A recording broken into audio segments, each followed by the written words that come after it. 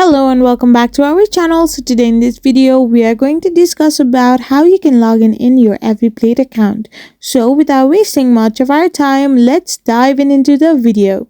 So for this, all you need to do is simply tap open your Everyplate app, and once you tap it open, you need to tap in the login section, which is on the top right hand side of the corner. So once you have done that, you will end up in this kind of interface. So simply select your country, that is probably Australia or USA. And once you have done this, you can simply sign in or log in with the help of Google, Facebook or your email. So for the email section, you need to type in your email address, and once you have done this, you need to tap on continue with email.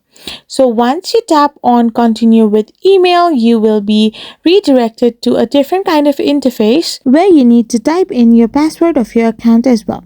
So if you don't know your password, then you can also tap on the forgot password option, which will allow you to change your password.